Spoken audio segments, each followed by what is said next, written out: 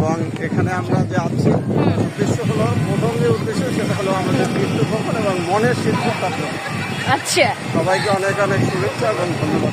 আমাদের যাত্রার সঙ্গে থাকবেন, ঠিক শুরু থেকে শেষ পর্যন্ত সঙ্গে থাকবেন।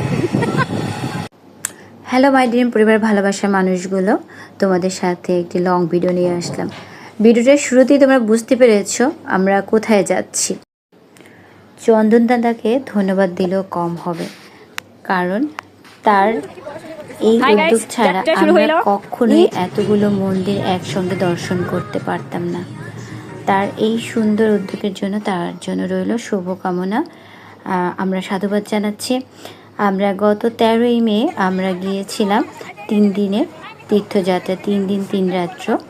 তো প্রথম যাত্রা ছিল আমাদের মিরপুর 13 থেকে মন্দিরে, ওখান থেকে আমরা যাত্রা শুরু করলাম এবং সেখান থেকে আমরা সীতাকুণ্ডের উদ্দেশ্যে রওনা হলাম।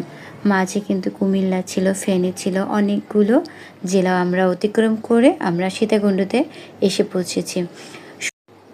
সত্যি নিজেদের একার পক্ষে কখনো এত কম সময় এতগুলো মন্দির দর্শন করা সম্ভব নয়।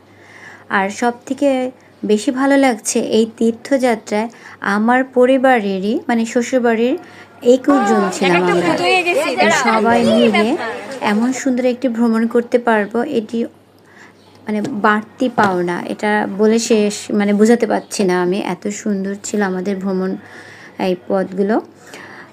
তো দাদাদের ব্যবহার অনেক ভালো, তাদের প্রতিটি সেবা ছিল অনেক সুন্দর।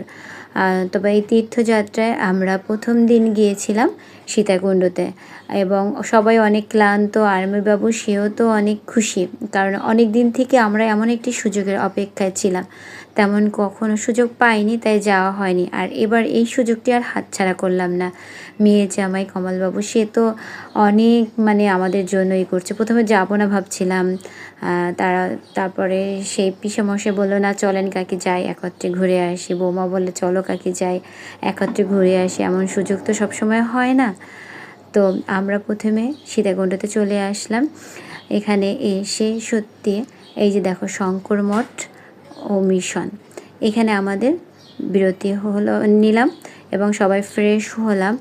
সত্যি পাহাড়ের চূড়ায় এত সুন্দর মন্দির দেখেই চোখ জুড়ে যায়।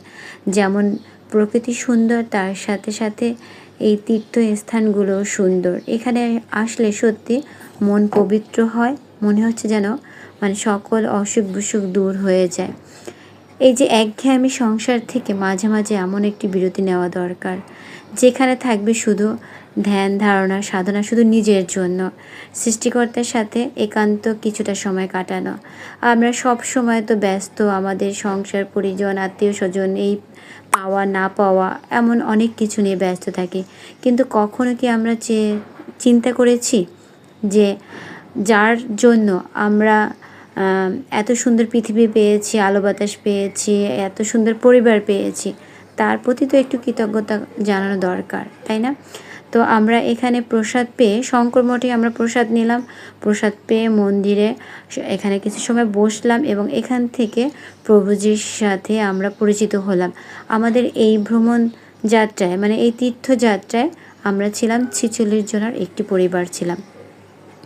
সত্যি এখানে দিদিভাইদের সাথে আমাদের আর মানে এর আগে কখনো আমার দেখা হয়নি বা তাদের সাথে আমি পরিচিত হইনি, কিন্তু তাদের ব্যবহার এতটা সুন্দর যে রক্তের সম্পর্ক হার মানিয়ে দেয়। তাদের একত্রে আমাদের এই পথ চলাটা সত্যি অনেক সুন্দর। তো এই হলো সেই ব্যাসকুণ্ড। ব্যাসকুণ্ডর ইতিহাস তো তোমরা সবাই জানো। এখানে স্নান করে সেই প্রভুজিরা সীতাকুণ্ড সেই চূড়ায় উঠে তারপরে ধ্যান করতেন। তো এখন আমরা চূড়ায় এখন যেতে পারবো না, যেহেতু এখন রাত হয়ে যাচ্ছে। তো সীতাকুণ্ডের নিচে মানে সেই চন্দ্রনাথ ধাম মন্দিরের নিচে যতগুলো মন্দির ছিল সেগুলো আগে দর্শন করলাম। যেহেতু একটু জার্নি করে গেছি তারপরও ক্লান্ত লাগছিল, কিন্তু এত সুন্দর সুন্দর মন্দির দর্শন করে ভগবানের কাছে আসতে পারে মানে তার সান্নিধ্যে মনে যেন সকল ক্লান্ত দূর হয়ে গেছে। আমরা আজকের সন্ধ্যায় শুধুমাত্র সেই চন্দ্রনাথ ধামের নিচে মন্দিরগুলো দর্শন করলাম এবং পরবর্তী দিনগুলো তো তোমাদের সাথে শেয়ার করব।